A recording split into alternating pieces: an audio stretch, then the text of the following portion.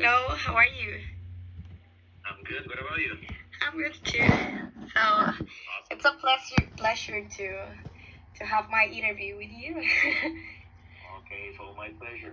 Okay, thank you. Okay, as I told you before, this is an interview to talk about how do you explain the topic of pronunciation in your classes.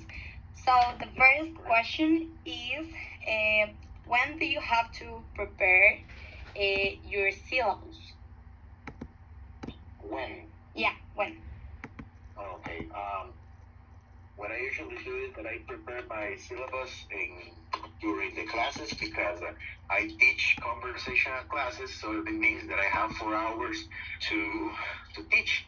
So when my students are usually working, I prepare them. And what I also do is in my house sometimes when I see something that is nice, like activities or something that I know that my students can use, for example, like TikTok, for example, is a very good tool that I use to prepare. So I include it in the planning. And what I try to do is to find a topic in TikTok that matches what we have been studying, and I usually show them the TikTok, and I include it in the planning, as I told you, during the class or here in my house. Okay, and what do you include in your syllabus? Well, if you're talking about pronunciation, I include the symbols. I like to teach them the short I, the long I, but I don't teach the topic. What I do is when I see that they have a word, like they have problems, I always try to teach them this is the correct pronunciation. I never teach pronunciation in an isolated way because they hate it. They don't understand what they're doing. But when you teach them that this word is pronounced this way or that word is pronounced the other way, they always understand. I never teach them the names. I teach them just how to pronounce them. Okay. And what's your favorite thing to explain when you are talking about the pronunciation? All right. As I told you, I don't teach pronunciation itself. What I do is I teach specific vocabulary, and then what I start doing is, for example, food. When I teach them food, I explain word by word, and then I make differences, especially when they have to pronounce, I don't know, like chamomile, or they have to pronounce pear, and they forget the difference between, I compare, or I try to make them like, okay, this is pear, this one is pear, so they don't ask for a different word, or for example, the difference between soup and soap. And I what I try to do is to make it like in a fun way, like be careful, because if you pronounce soap instead of soup, in a restaurant, they're going to serve something different. They say, they laugh. So that's what I try to do, a specific topic with a specific pronunciation. I always remembered ver and and all. You were my student, so you remember that's how I do it, right? Yeah. Correct. Okay, and how many classes? Well, you told me before that you don't explain like the specific topic, but how many classes do you need to explain this topic if you explain like this specific topic? Okay. Well, when I have advanced students, like for example, bilingual secretaries, I try to teach them at least 2 classes just about pronunciation. But when I'm teaching, for example, 7th graders, I start like maybe 20 minutes, 30 minutes, just something like they feel they are learning pronunciation. But again, it depends on the topic. But I think 1 hour, because we, in conversational classes, we don't work 40 minutes. We work for an hour. So that's what I do. Maybe an hour. It depends on how advanced my students are. Yeah. And, well, you told me before that you use TikTok. But tell me some other activities that you do when you explain the pronunciation. Yeah, I have a lot of audios, like recording from different books, And what I usually do is I play the conversations, students listen to them, and then I try to emphasize on some detail, like rhythm and intonation, especially when we're studying different types of questions, like yes, no question or information, that they notice how American or how native speakers pronounce those questions. Also, I try to show them like there are some Facebook videos in which there are native speakers explaining how they say specific sentences. I love when I find there is a girl from Facebook. She's a native and she's always explains like idioms or phrasal verbs in real life situations, because you should never use them just in an isolated way. Yeah. You always need to listen to in simple past, in participle. So real life situations in which they know how to use them, and then maybe when they go to a store, to a restaurant, and they know how to use those words, and of course knowing how to pronounce them. Yeah. And what of these ones are your favorite? What? Sorry. What's your favorite to use it with when you are teaching this Okay. this topic? First is vocabulary. I always love teaching vocabulary. I know it.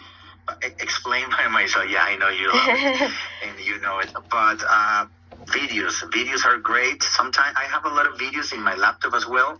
I always try to include them with subtitles. I forgot that. TED Talks, not TikToks, but TED Talks. Americans, they usually record themselves in front of an audience, and they are always like presenting a topic, and I always include them with subtitles because it's easier for them to understand not just what they're listening, but also what they're reading. So I always stop, like pause the video, I explain to them, and then they, teacher, that's the correct way to say it. Yeah. So the talk is also one of my favorite ways because they are usually like 5 minutes, so it's not so tiring, so students don't feel like frustrated because they don't understand what those people were saying. So I would say that's my favorite one, TED Talks, because they are real life situation, and people from USA are the ones who speak. Okay. And okay, the other question was, tell me the one that you consider that is the best activity to do to practice pronunciation, but you told me that that was TED Talks for to you. Practice pronunciation is not just to, remember the difference between input and output. If we're talking about input, that's what I love when my students listen to native speakers. Yeah. But if you are talking about activities like output to practice, I love to do it face to face.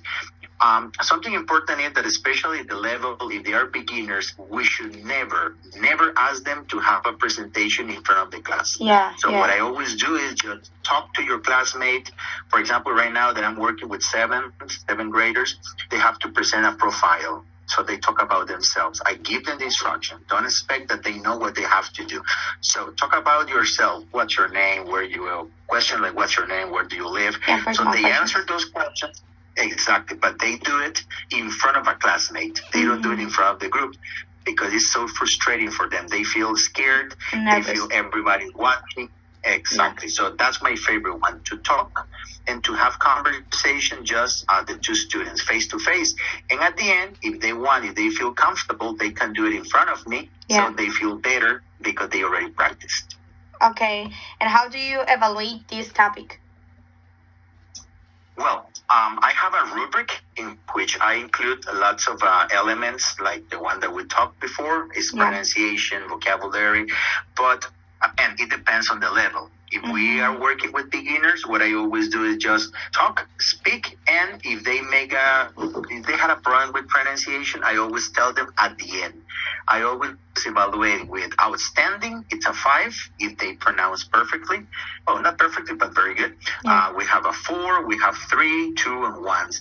I almost never use 1, 2, or 3 because they feel like, oh my God, I'm starting English and I'm making a lot of mistakes. But what I try to do is give them 4, maybe 5, and then I correct them. If they pronounce correctly, I always give them like, okay, out of 5, you got a 4. And they feel great because they say, oh my God, I got a 4 out in pronunciation.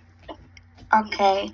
And what about the process of the students? Do you think that you do a good job explaining this topic. Well, I gotta be honest. Yes, the process is amazing.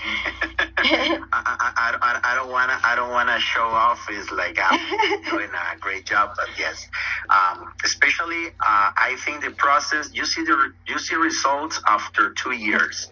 Sometimes some of my colleagues get frustrated because they want to have students speaking perfect English in 2 months, and that's impossible.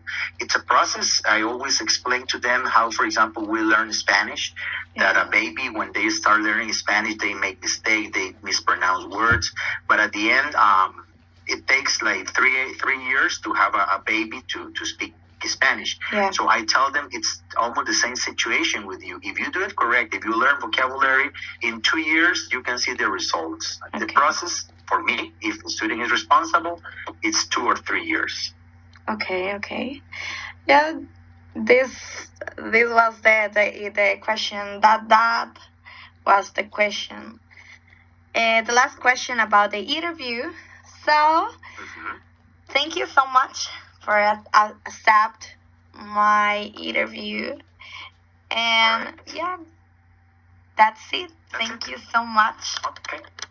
Awesome. So next time if you need my help, just let me know. And okay, it was a pleasure to help you with this presentation, with this interview. Yeah, thank you so much.